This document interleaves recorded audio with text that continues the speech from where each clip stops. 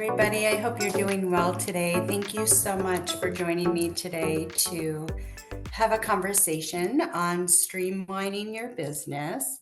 I'm going to share a PowerPoint, and when I share, it doesn't allow me to see you and the PowerPoint at the same time, or at least I don't know how to use that function. Maybe there is a function I'm not aware of. But like Hannah said, I want the conversation to be collaborative. So feel free to unmute yourself and speak up or join the conversation. Or if you're more comfortable just putting it in the chat, that is fine too. Just know that I may not see it until I stop sharing my PowerPoint. So I'm going to go ahead and share.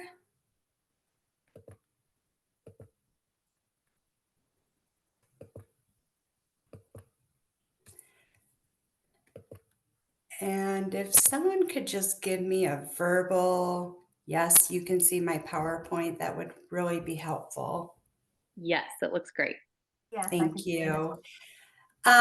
So as Hannah mentioned, we're here to talk about streamlining business operation and just a little bit about myself.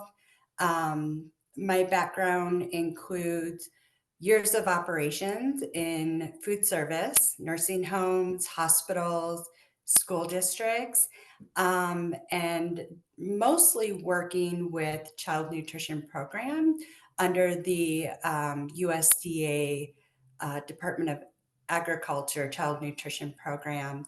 I have a Master's of Science in Organizational Leadership, and I'm also a registered dietitian. My undergrad is in dietetics.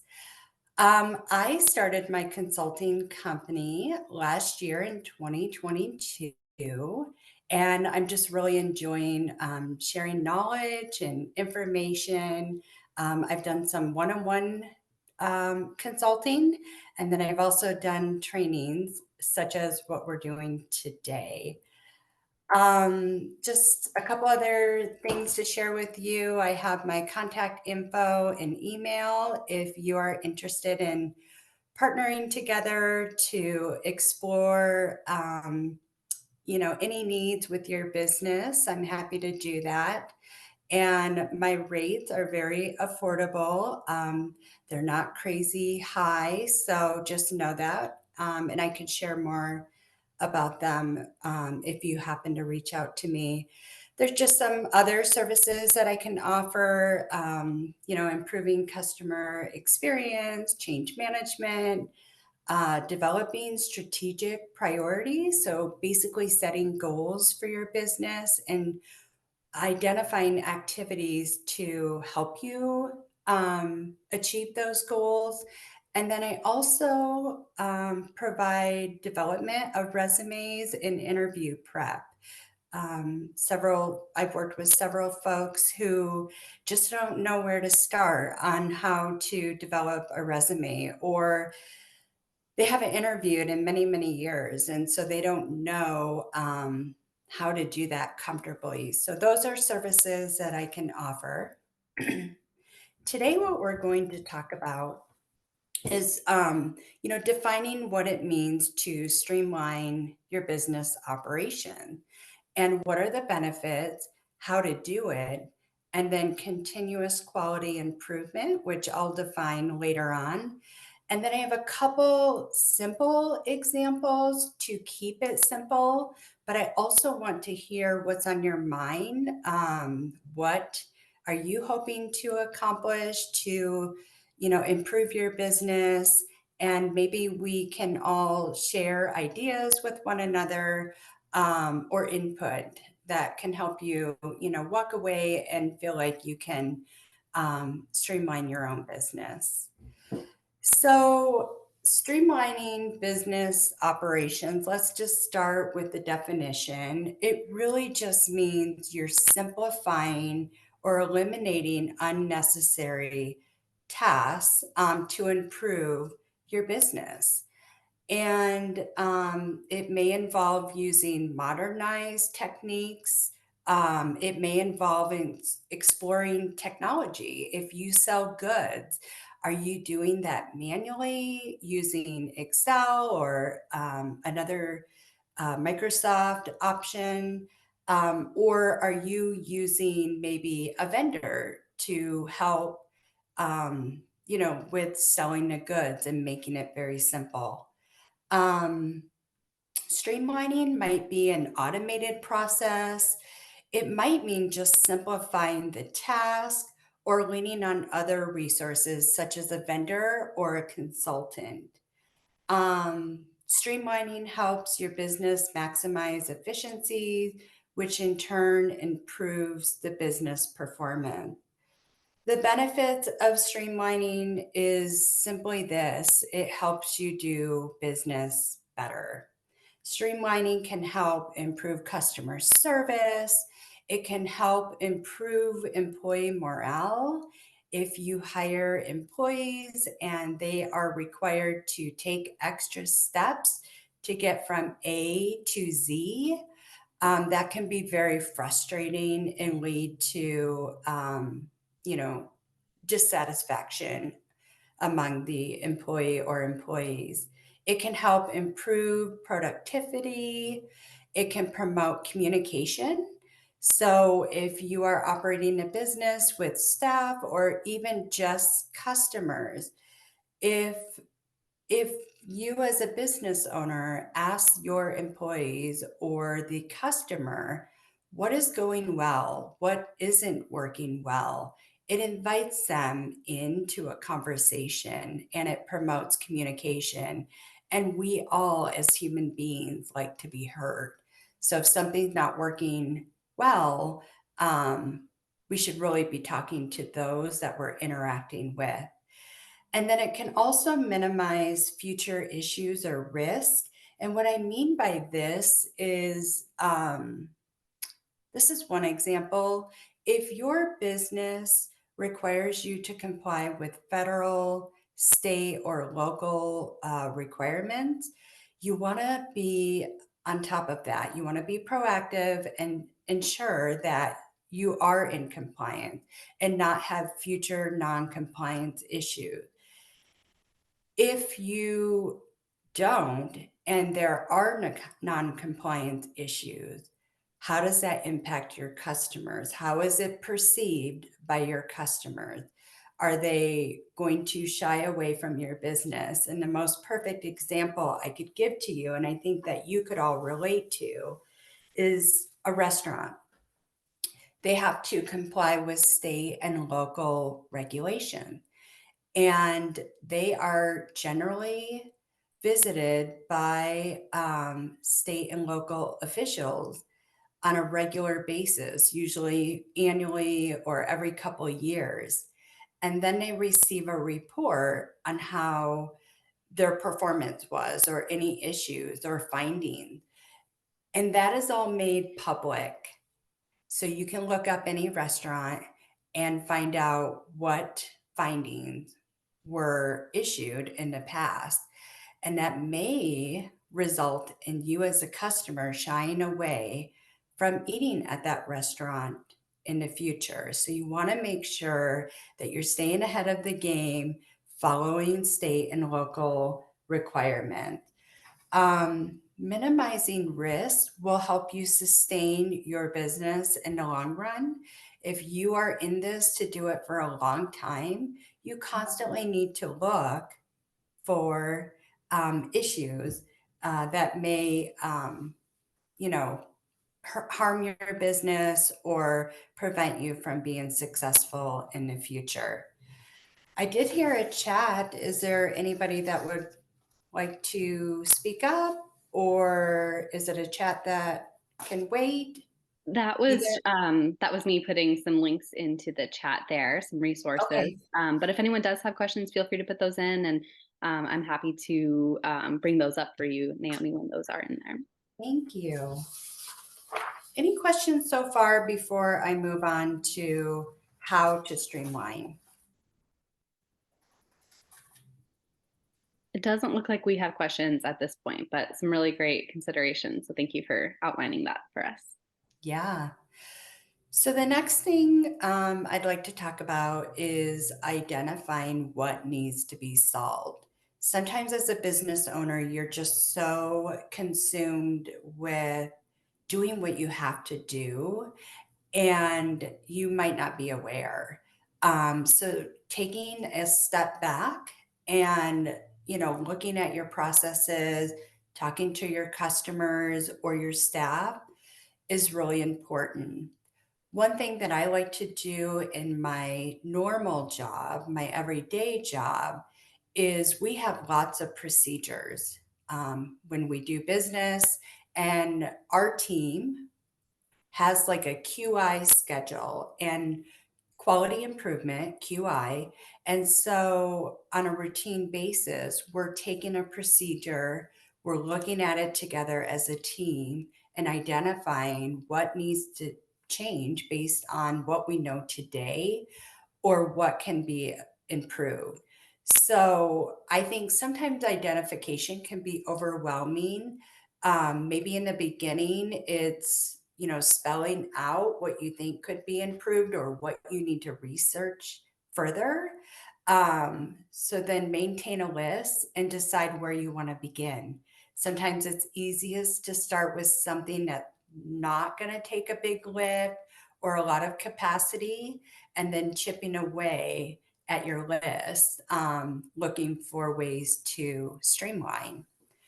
Assessment of current procedure or processes, just as I mentioned, if your business has procedures, you would want to take a look at them or decide if you want to look at them and then determine who needs to be involved in assessing it. If you have staff, if you have customers, it might be local, state officials. You may want to proactively reach out to them and say, look, this is something I'm doing. I want to make sure that I'm in compliance. Can you take a look at my procedures and provide input? Um, so definitely make sure you have the right people at the table. Otherwise, it may result in duplicate work in the future. Just constantly having to like look at it and you're just not getting anywhere. You might make small changes, but having the right people at the table will really be helpful and in the long run. Evaluation methods, I'm, written procedures, if you have them, walking through, making track changes or writing down, what needs to change. Another method I've used is sticky notes. So you might have a written procedure, you might not, but taking sticky note and spelling out each step the customer has to take to get from point A to point B, and seeing if there are any opportunities to reduce a step to get to point B quicker. So, sticky notes, having a visual either on a table or the wall is really helpful. Satisfaction surveys are another option. If you're selling goods, you could have an automated survey that you send through email, like after the purchase is made. And this is if you use an automated system. The example that I'm using is an automated system where a purchase is made and then you receive an email. How did we do? What can we do better?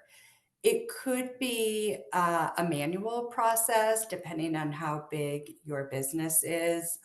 Follow up, short survey, what went well, what can we do to make things better? Very simple. And then using that input from the satisfaction survey to identify any steps that maybe could be streamlined or improved. You could hire a consultant or a contractor to conduct an independent review of your business. Um, they're neutral. They don't have bias, they can come in and just take a look at your operations and provide input. I would say that during the evaluation, it can be really tough to hear some of the input. It might feel like, oh, I worked really hard on that procedure and people don't like it, but this is why I'm doing it. Probe the person who is sharing the information with you to learn more. Like, why do they feel this way? Do they understand why your procedure is written the way that it is written? But be open to it. Try to avoid being defensive or taking it as a negative. Really think about the fact that you're seeking this input to be a better business owner. And then outcomes or findings, now that you've conducted your evaluation, write down what you want to do. And I mentioned this a little bit earlier. It could be overwhelming to hear a customer say, I think you should do this and this and this. Just write a list and prioritize where you want to begin.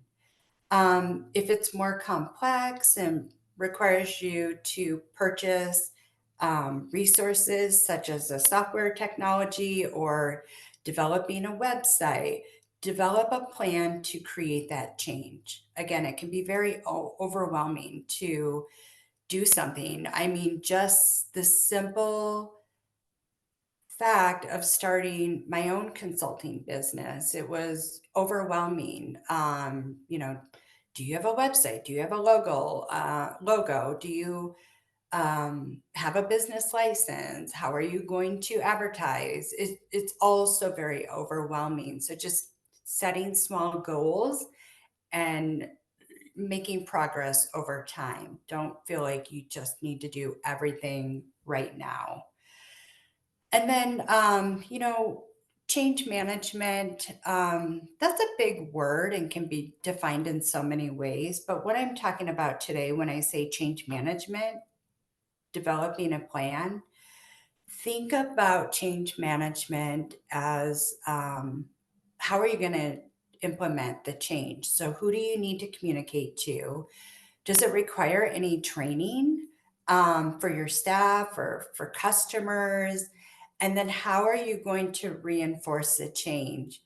Um, and the best example I could think of is if you have a child and you are trying to potty train or you're trying to have them eat more fruits and vegetables. It's probably not going to happen right then and there. It's constant reinforcement to make that change happen. And then continuous quality improvement is really just a progressive, incremental improvement of processes. It's also known as CQI, but it's seeking feedback as you implement the change. Like, hey, employee, we made these changes. How is it feeling? Do we need to make any tweaks? Do we need to make modifications to anything to make the overall experience positive? Um, just checking my notes to make sure I haven't missed anything. Okay. So I have a couple simple examples. I think what I'll do is keep this up for a little bit and then stop sharing my screen so I can see you and we can have a more collaborative conversation on these examples. And again, I just tried to keep them simple because I don't know what type of business you're operating. But after we share these examples, I would like to hear what's on your mind. What are you thinking about doing? Are you comfortable sharing what you're thinking about doing and seeking input from me and others on this training? So, the first example is the business is selling goods. Anytime a purchase is made, the owner wants to send a personalized email thanking the customer for their purchase. This can be difficult to monitor and time consuming to respond to each customer. What are some possible solutions?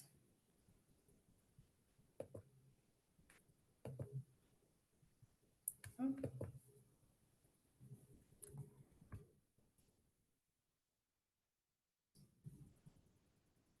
just trying to, I think I stopped screen sharing. Yes. Okay. Any thoughts come to your mind?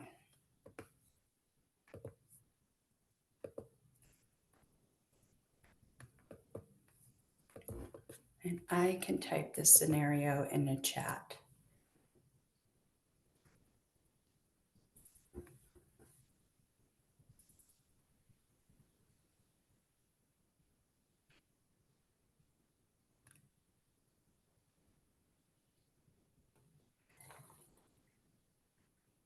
Well, I think one thing that you had shared earlier is utilizing automation. Is there a way to have kind of a less customized, less specific method that would still let the customer feel, yeah, like a template Yeah. would also be good. Yeah. Yeah.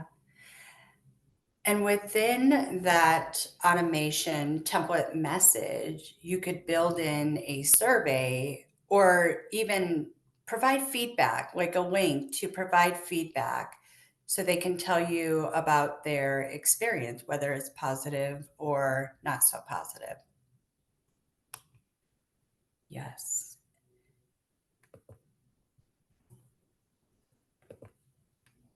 That would save time and effort for sure. Okay, again, just trying to keep it simple. Here is scenario number 2.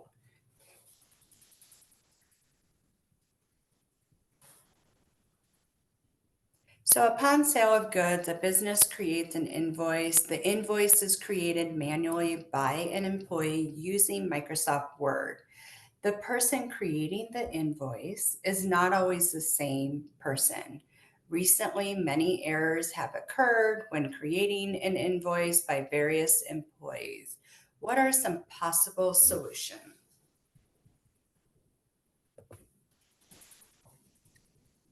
Can you hear me? Yes. Okay, just making sure. I would say, yeah, I mean, same thing, template. I know that I don't sell goods, so we're more a service space, but like we use Square, and Square can send invoices. So I feel like a lot of your programs that you're already using could probably streamline your invoices. Or like, again, we use QuickBooks to do all of our bookkeeping, and I just found out you can send invoices through QuickBooks. So I think there's multiple ways, and it's really just looking at what programs you might already be invested in and if they offer an invoicing system. Yeah. Thank you.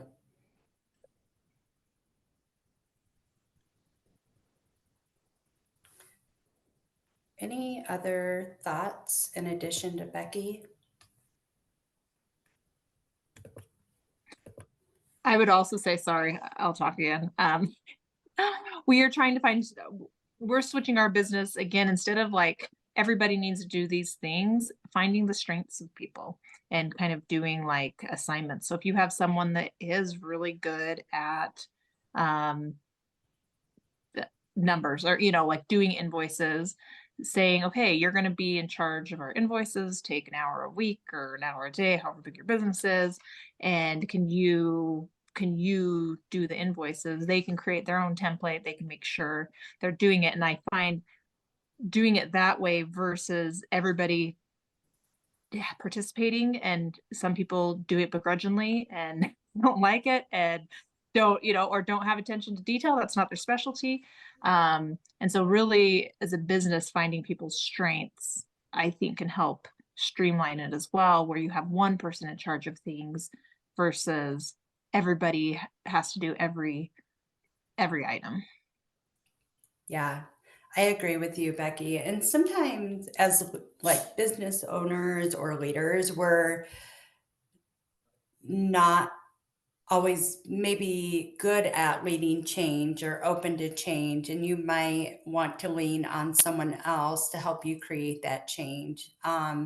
Sometimes we're doers, sometimes we're leaders, and to your point, leaning on your team to help create and streamline procedures can be helpful. So, Becky, what's on your mind? Anything you're thinking about doing with your business? Do you want to share a little bit about it and what you offer? Yeah, so um my husband and I own a mental health clinic here in Westminster that specializes in couples and marriage counseling. And so we've done pretty well with that. We've been in business for about 12 years, and then we've just taken on another um mental health practice, but it's down in Parker, and realizing maybe we're not so great at streamlining things. And so when I saw this training come up, I like for me, I need to learn how to streamline things when we're not present. Like we're both at the office every day here in Westminster. The one in Parker, we try to make two once a week or twice a week, or once a week or every other week. And so learning how to streamline things there. I mean, we just purchased it in October, so it's pretty new. And so trying to figure out how we can streamline there um, while it's still new. Yeah. And Becky, when you say you can't be at both places at the same time, is it that you're trying to be present to the customer? Like, hey, we know you called, but we can't take your call right now. You know, and I asked that question because I have an idea that might be helpful. Yeah, well, for ours, it's more for the employees. So we do have an office coordinator down there. And so ours is really how to create a business with employees and stay present when you're not actually on site. Yeah. And so, Okay. like the satisfaction surveys with our employees, I think it's a good place to start there. Also, I think putting them in with like the customers as well, like how can we streamline business? Because when we took it over, it was very archaic. Everything was done by paper, and so we've already kind of like updated, like getting paperwork online, and so people can do e-signatures and stuff like that. So, um, yeah, and so really, it's just figuring out. It's a I don't know. It's different trying to figure out streamlines when you're not there present at the site versus present at the site, know what's going on, how to improve things. And so, um, yeah. Yeah, I imagine that probably feels like having a new supervisor or a boss at work. And I'm sure that you've done this, but meeting with them and asking them, what do you need from me? Mm, Um, you know, how do we establish rapport? What type of communication style works for you? Do you want things in writing? Do you want weekly huddles to check in and determine if there are needs or resources that they need? Just having an open, honest conversation like, okay, we're your owners now. What's working well? What's not working well? What can we work on? We might not be able to fix it all right now, but let's develop a plan and create sort of a vision where you want to go, because they mm. need to know, like, where are we going? Are you just taking us over and you're hoping to replace us? It's just being very transparent about, this is the kind of service we want to offer. Lean on them to help you identify what needs to continue and what might need to go away. Yeah, no, that's great. I like that thought of creating a vision of where we want it to go versus just taking over and trying to like, yeah. So I like that kind of starting with a vision, which I think was our original one did start with a vision. And so it was different purchasing from somebody else and being like, do we have this vision? But we also are trying to keep what they had, not to upset the people or things. And so I like that as creating where we want it to go at this point. And Good. And maybe in addition to vision, share your philosophies, your business philosophy. Um, they need to know about you, like what's your leadership management style. Just, be vulnerable and just Mhm. share with them where you want to go and how you would like to do it. That philosophy, your values, communication style, all of that. Okay. Well, that's great. Would anyone else like to share or have questions or comments?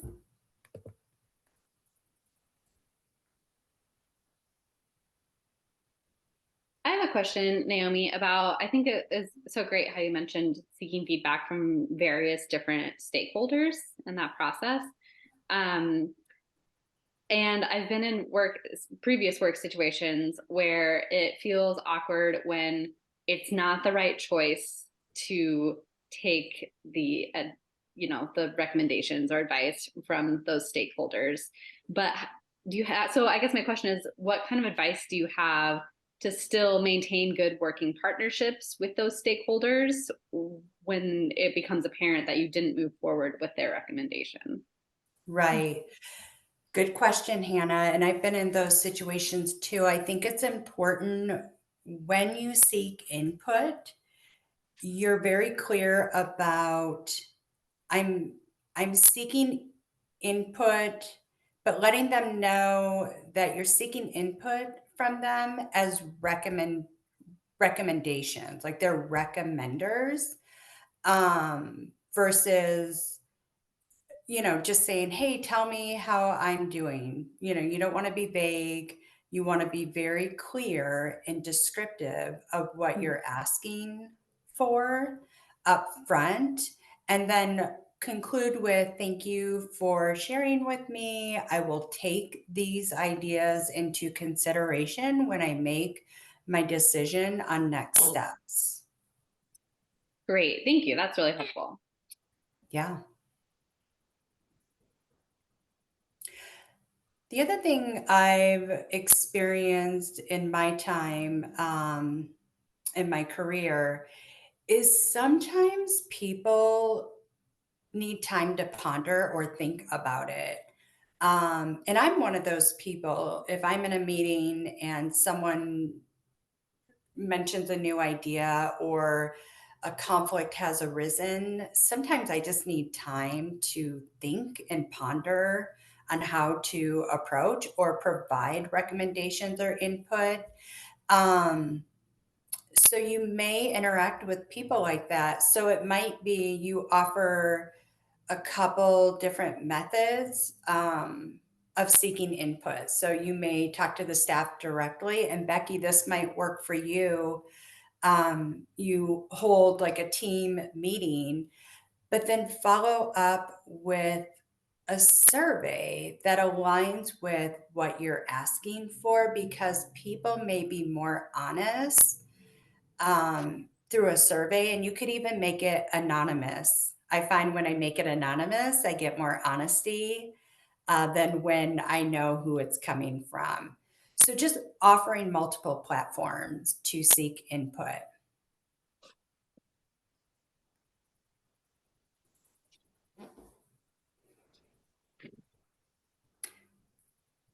Other questions or comments?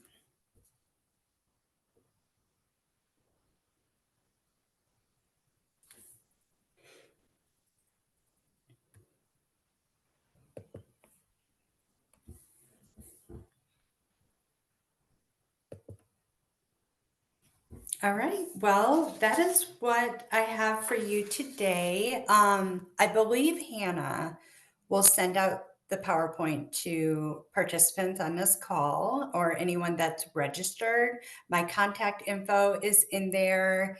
Becky, if you have follow-up questions and you just want to chat, that's totally fine too. But I just want to thank you all for joining me today to learn more about streamlining business operation. Thank you.